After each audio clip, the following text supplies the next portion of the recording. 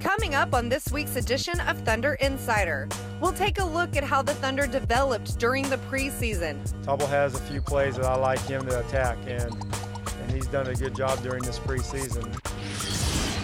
We'll show you why this year's blue-white scrimmage was one of a kind. The Oklahoma City Thunder is going to rebuild the outdoor basketball courts at each one of those. And a very special Make-A-Wish story. Anything that brings a smile to their faces beyond priceless to us. I got to take a picture with Kevin Durant and I had lots of fun. It's all coming your way starting right now on Thunder Insider.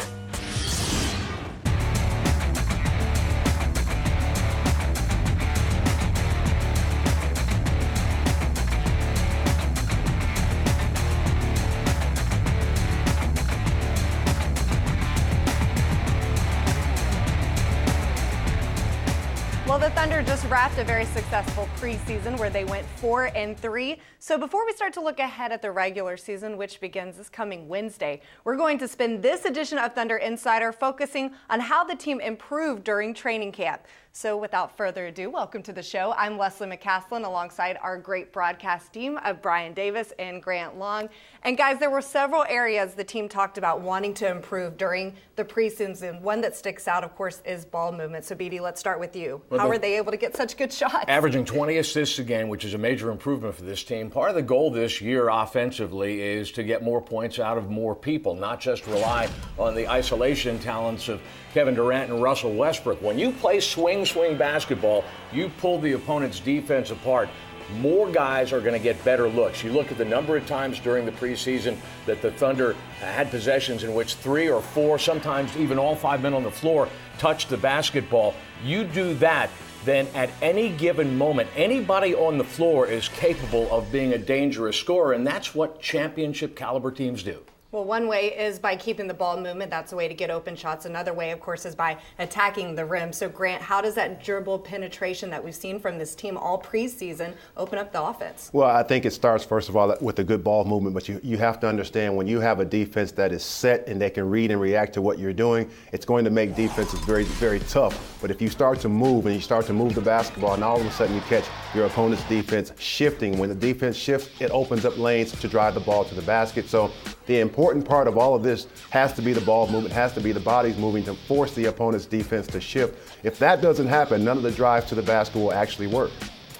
And how then does that help this offense because the defense then is fouling more and the Thunder's getting more points in the paint? How do you see it creating trouble for the defense? Well, one of the things about it is that the Thunder is one of the most prolific free throw shooting teams. I'm talking about just raw attempts in the league, and last season was the third best free throw shooting team by percentage in NBA history. Scott Brooks says, when we get a guy that gets to the foul line, whoever set him up on that play deserves an assist because the Thunder has made great use of scoring at the free throw line. And hey, listen, it doesn't matter where the points come from, and this is a particular talent the Thunder has. It might as well exploit it. And one guy who knows that is Thabo Sefolosha. He's been definitely leading by example this preseason.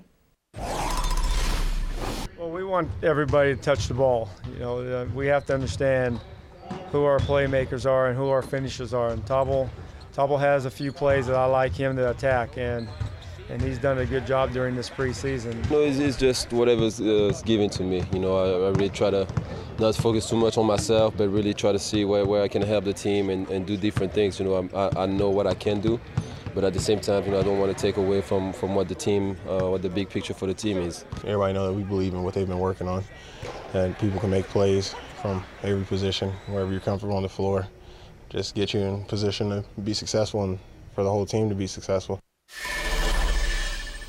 Another thing we've seen from this team during the preseason is they've been dabbling with a lot of different rotations. One of the good things I would think would come from this is the fact that a lot of these young guys are getting to play with the vets. What do you think, Grant? Well, that's what preseason is all about. You want to give your team a chance to work and operate with different lineups. And I think for Scott Brooks, he's trying to find a combination of players that will produce whatever it is that he's looking for, whether it's to sustain a lead or increase a lead or play solid defense. And I think when you put those different combinations on the floor, especially during the preseason, sometimes you take chances. You're going to put a combination of players on the floor that may not ever hit the floor during the regular season, but you have to take that chance chance at some point to find out exactly what you have, what players work well together. Some starters might play with some reserves during the preseason just to see how they work well and how the reserves work with the starters. But this is the time to experiment with that, and I think Scott Brooks, with this last week of practice, will still experiment with that to some degree. Well, thanks, guys, for stopping by. We finally get Happy to get New this Year. started. I know, next week. Looking forward to it.